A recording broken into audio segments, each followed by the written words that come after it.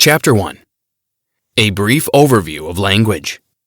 Language is a structured communication system used by humans that includes speech, gestures, and writing. The most widely spoken languages have a writing system composed of glyphs to inscribe the original sound or motion and its meaning. The scientific study of languages is known as linguistics. Keep in mind, humans evolved to use language as a means of communication amongst families or whole communities.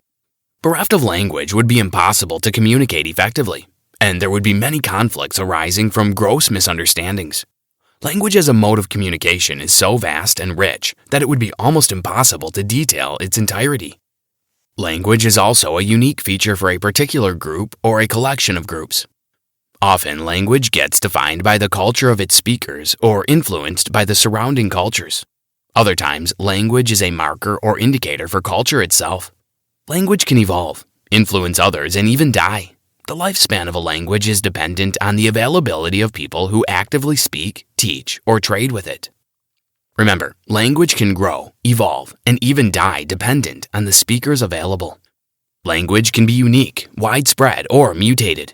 Available languages are the ones that have a more significant number of speakers, either through sheer population, language influencing, or forcing mutation of less spoken ones. Language migration can also happen due to war and the resultant occupation. There are over 6,000 languages globally. These languages aren't all mutated or influenced versions of one language. Many unique languages are yet to receive proper exposure. Some languages use accentuations to differentiate similarly spelled words, while others use auditory tools like tongue clicks to show emphasis or difference. If you want to learn about how humans differ, study cultures. However, if you want insight into what makes all humans worldwide the same, there are few better places to start than how language works beyond genetics. John McWorter. Chapter 2. Language and its place of origins in the brain. When we think of language, we often revel in its origins, but rarely do we arrive at any accurate conclusions because there are varying schools of thought. McWhorter brings the Chomskyan hypothesis to the forefront for this discussion. Where many believe language is a unique gift to humans, Noam Chomsky explains this in better detail. Noam Chomsky is an American linguist, philosopher, and cognitive scientist. He is also a historian, a renowned social critic, and an avid political activist. He is often hailed as the father of modern linguistics. Chomsky is also a major figure in analytic philosophy and one of the founders of the field of cognitive science. Chomsky insists that language is an innate trait for humans, programmed into the human brain as an ability they can develop. According to this theory, language is a genetic trait, and humans are the only species to utilize this gene trait properly. This fact means, of course, that the gene is present in other species, for example, the ape.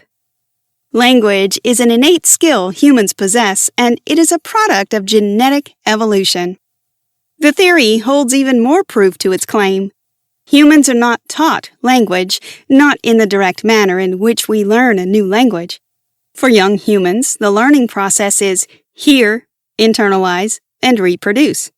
Furthermore, we do not even hear much structure in the conversations we draw lessons from. The beauty of this unique ability to speak is that it does not require that the speaker detail every specific technique needed for a complete speech. The portions that get communicated are enough. The trick is to continue to internalize and reproduce whatever gets heard. Speech originates in the brain and not externally, and so does language. There is little chance for language or speech to form in the individual without the brain's role. Chomsky argues that speech impairments also prove that the brain is the essential part of language, as it would be impossible to formulate wording of any kind otherwise. Did you know? The most extensive alphabet in the world belongs to the Cambodian language Khmer and is 74 characters long. The shortest alphabet is 12 characters long and belongs to Rotokas. The language with the most words, however, is English, boasting over 250,000 words. Chapter 3. Language can also morph with respect to sound and enunciation. Language, as said earlier, is dynamic and evolves. and this forms the basis for its behavior. Language is bound to change because humans are ever-changing, and because humans change, so do sounds. With sounds changing, you are sure to get varying accents or pronunciations for one word in a language. Take, for example, the concept of dialects. It is a tricky yet unique part of the language. A dialect is a regional or social variety of a language distinguished by pronunciation, grammar, and vocabulary. The dialect occurrence, by definition, means that within a language, there are other variations. The variations hold the core sounds but differ from place to place. Remember, language can change, but retain some of its original parts, breaking off into more minor dialects. There is an argument that all languages are the dialect of one primary language. Some argue that Pangaea is the Tower of Babel, and as the continental drift happened, humans were forced to migrate and, with more time apart, formed versions of the language they all spoke. This theory makes some sense if you consider language dynamic, because sound can change and combine with the concept of dialect. As humans evolve, so does language. This fact gives rise to the existence of as many languages as we can create. We can argue that languages are all connected, or, at some point, were the same. But in truth, this is too easy an explanation. Language exists because we exist, and not the other way around. Which means that we can create a distinct language unique to us, and only us, simply by the sheer power of the brain. View the world's 6,000 languages as accumulations of endless transformations of the single African progenitor of all of them. John McWorter. Chapter 4. The Clarity in Communication and How Language Evolved to Meet This Need. We have addressed the way language changes with sound and why it behaves that way. However, language also mutates and evolves to form new words altogether. This function of language is due to a necessity to communicate better or with more clarity of intention. We must note that communication is the primary function of speech and, as such, should be done correctly. In a bid to ensure there is effective communication, the speaker must employ the right words for better clarity. This school of thought for language evolution addresses the grammatical aspect of language, not just the pronunciation alone. As with all things that change, languages do so to fit a particular need. This need for clarity and grammatical tense is why language evolved to have specific tools that indicate the speaker's actual intent with utmost certainty. These grammatical tools, which are known as parts of speech, are used to give spoken language more context, structure, and better delivery. Examples are nouns, verbs, adjectives, and adverbs. Without them, there is a chance that communication would be lean or lack the correct elements to establish enough clarity. Communication evolved to demand specificity, and so did language. Some words used to mean a more comprehensive array of things or people, but now there is a need for specificity. For example, meat in Old English referred to food as a whole. You could have rice at home and tell someone to come eat meat, and they would understand that you were inviting them to a meal. But that word has been narrowed down to mean just animal flesh. Meat is just one of many words that have leaned out to give room for more specific terms. As humanity grows to create and encounter new things, it makes new words for them. This adaptation is down to yet another facet of the mutability of language. Did you know? There are 2,700 languages, with over 7,000 individual dialects spoken around the world today. The most widely spoken languages are Chinese, Spanish, English, and Hindi in that order. Chinese, the most spoken language around the world, has over 50,000 characters, but you only need to know 2,000 of those characters to be able to read the newspaper. Chapter 5. Language can be unique or exist as a part of a group. As we established in the previous chapters, language can evolve and branch out into smaller groups known as dialects. We will go further up the branch and discuss the language group that is the basis of many languages that exist in modern history, a sort of walk down memory lane. The Indo-European language family is the oldest noted language group for spoken languages today. The oldest recorded language group is the Indo-European. It is the root family for the spoken languages in Europe and further east in India and Iran. It bears the original code for the languages widely spoken in Europe today, from Italian to French to English. It is what is considered the master script for significant languages. The Indo-European language family is huge and behaves like all families, having similarities in each member that can be traced back to its origins. With the languages that originated from this group, you can find words or phrases that resonate across entire cultures and places without any real interaction between them. Remember, languages that are from the same family tend to possess striking similarities amongst them. This occurrence brings us full circle to the point of an original, aka the oldest language. But this language didn't come from the Indo-European family, not by a long shot. It is said to have originated in Turkey, but evidence points to it being from somewhere around modern-day Russia. The languages spoken in the Indo-European family include Latin, which is no longer in use and considered a dead language, English, Italian, French, Hindi, etc. The multiplicity of languages spoken under this one family and how they've influenced other languages outside their own countries is a tremendous show of the power of language. More to the point though, a language consists not only of isolated words, but also sounds and sentence structures, and these are at all times changing, along with the word meanings. John McWorter. Chapter 6.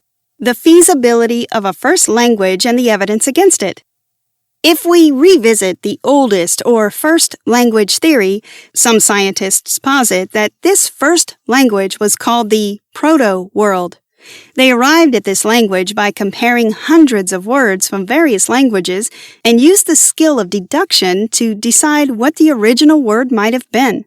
This attempt at discovery wasn't effective, although backed up with some proof. It is possible that all languages are from the same root language, but not the acclaimed first language. For example, suppose you consider the likelihood of language to evolve and change meaning over time. In that case, you'd realize that the multitude of languages might have created those particular words from different other words to meet a specific need. This situation means that each word might have a different root word from the next, and so on. There's a vehement argument against the plausibility of the claim for proto-world being the first language. One of the most prominent being that some of these words might look or sound alike by chance and can have nothing in common at the root. Japanese, as a language, has many words that resemble those from the English language, but bear zero connection when the source of those words is investigated. Some similarities in language are a thing of chance and bear little or no correlation in their root words. Finally, there is also a chance that these languages used as source material to pinpoint the first language all sounded alike because they were, in fact, from a common source, but not the primary source. This fact is backed by the existence of various language families sprouting with no clear parent tree. Until an objective, in-depth investigation of every language, old and new, is done, we cannot truly determine the first language. Conclusion. As long as humans have existed, there has been a need for language because communication is a vital part of our daily existence. This communication is the basis for the mystery of language and what McWhorter attempts to demystify. One puzzle is that of the origin of language and why we have language at all. McWhorter explains to readers the Chomskyan theory, which suggests the brain possesses a genetic disposition to language. This disposition is a result of a particular gene also present in other species. Still, it gets effectively harnessed in humans because of how far up we are in the evolutionary hierarchy. We learn that language is dynamic and can change depending on the speakers and how much external or internal influence they encounter. The presence of dialects answers why some languages exist in various forms and gives some insight into the power of evolution through migration that language possesses. As humans continue to fine-tune the communication tools, so did the basis for communication grow and diversify. The words that used to suffice needed more clarity and context. This occurrence forced humanity and language to evolve to create terms that meet and explain the specific intentions of the speaker. McWhorter introduces readers to the language families and explains how specific languages sound the same and why they do. The Indo-European family is one to note. Finally, he addresses Babel and the oldest or first language, and why it would not be accessible to discover this first language using today's languages. There is a chasm in complexity, subtlety, and flexibility between humans and other animals concerning language ability.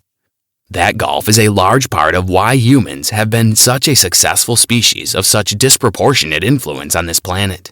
John McWhorter. Try this. The human mind can learn multiple languages at a time. Commit yourself to learn one a year. It would be a chance to learn about new cultures as well. The 3 major steps to learning a new language are: find a language teacher. Yes, learning how to introduce yourself is important, but it's highly beneficial to work with a language teacher to progress past the basics quickly. Practice, practice, practice, and immerse yourself.